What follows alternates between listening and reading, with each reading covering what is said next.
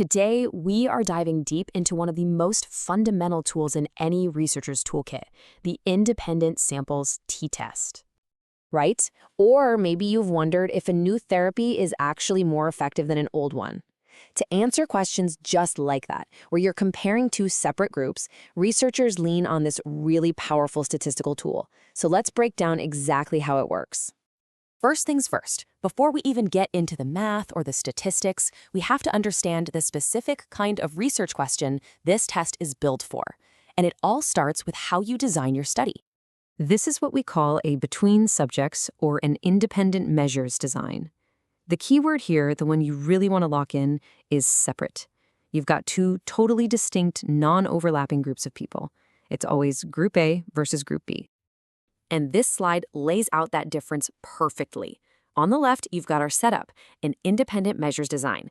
We're comparing two separate pools of people, students from urban schools versus students from rural schools.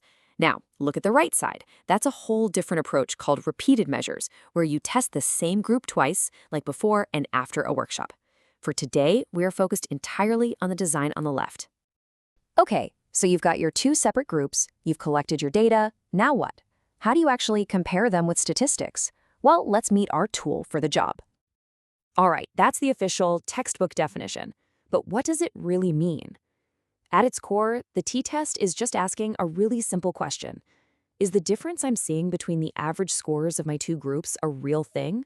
Or is it just random noise, something that could have happened by pure chance? And this is the bottom line. You can see a difference between the averages, right? But is that difference big enough to matter? Is it statistically significant? That's what we're here to find out. We're moving beyond just seeing a difference to actually testing if it's meaningful.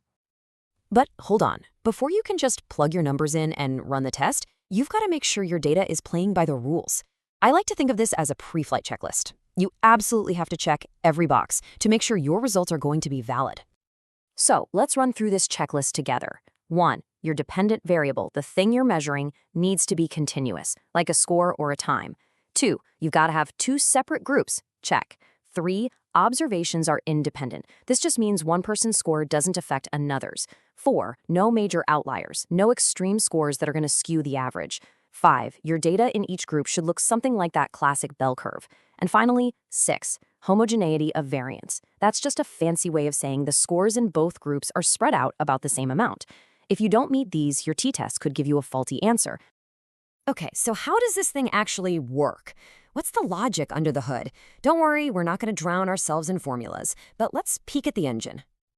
This is the absolute core of it. The t-test is basically just a signal-to-noise ratio. The signal is the difference between the average scores of your two groups. The noise is just the natural random spread of scores you'd find within those groups anyway. So a big T statistic means your signal is loud and clear, and it's rising above all that background noise. So how do we actually measure that noise? Well, it comes from a few key ingredients. First, we figure out the pooled variance.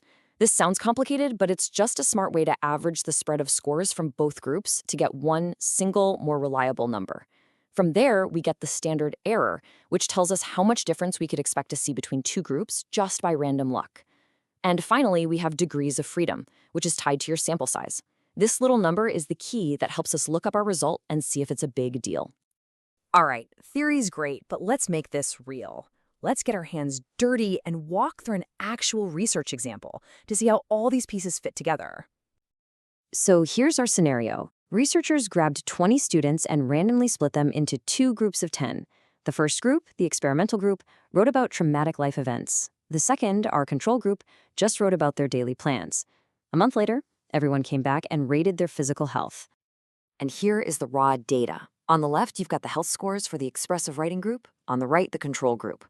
Now, just by kind of eyeballing it, the scores on the left look a little higher, right? But are they significantly higher? That's what the test is for. Okay, first step is to get the average, the mean for each group. For our expressive writing group, their mean health score comes out to 79. And for the control group, their mean is 68. So that's a difference of 11 points on the surface. But again, is that a meaningful difference or just a fluke? After all the number crunching, calculating the pooled variance and the standard error, we get our final t-statistic, and it is 2.42 with 18 degrees of freedom.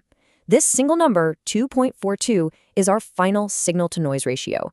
This is the key that tells us if that 11-point difference is the real deal. And here's how you'd see that reported in a real research paper, using standard APA style. This one sentence tells the whole story. It gives you the means and standard deviations for both groups, our t-statistic of 2.42, the degrees of freedom right there in the parentheses, and the most important part, the p-value. A p-value less than 0.05 is the gold standard in psychology. It means there's less than a 5% chance we'd see a difference this big if it was just random luck. So we get to conclude, yep, the expressive writing really did seem to improve physical health. But what if you run that pre-flight checklist and you hit a snag? What if your data isn't that nice bell curve shape, or you've got some wild outliers? Well, you can't just ignore it. You need a plan B. And that's where the Mann-Whitney U Test comes in. Think of it as the t-test's rugged, all-terrain cousin. It's what we call a non-parametric test, meaning it doesn't need to follow all those strict assumptions about how your data is shaped. It's a fantastic backup plan. So which one do you pick? It's pretty straightforward. If your data passes the pre-flight check, it's normally distributed, has similar variances, the t-test is your best bet, it's more powerful. But if your data breaks those rules, or if you're working with data that's ranked, like first, second, third, then the Mann-Whitney U Test is the right tool for the job. Okay, let's boil all this down to the essentials. 1. The independent samples t-test is your go-to for comparing the averages of two totally separate groups. 2. You always have to run that 6-point assumption checklist first. 3. The final t-statistic is your signal-to-noise ratio. It tells you if the difference you found actually matters. And 4. If your data is messy, don't worry, the Mann-Whitney U Test is there to save the day. And that leaves us with a really interesting final thought. A t-test compares the actual average scores, the raw numbers, but the Mann-Whitney U Test works differently. It converts all the scores to ranks and compares those. So, which do you think tells a more accurate or clearer story about the difference between two groups? Is it the precise measurement of the t-test or the relative order from the Mann-Whitney U? It's something to think about.